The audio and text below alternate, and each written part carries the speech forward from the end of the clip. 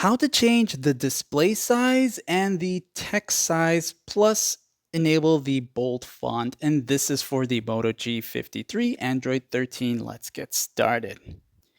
To get into these settings, use the quick panel access and pull it down 2 times until you see that settings gear icon right here. When you see it, tap on it 1 time. It's going to take you into the main settings of your Moto G53 phone and then go to where it says display.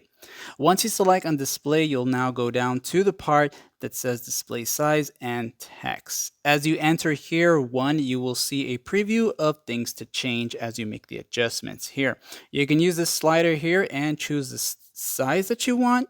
You'll notice how the slider increases or decreases the size here. You also got display size here. This will also increase it.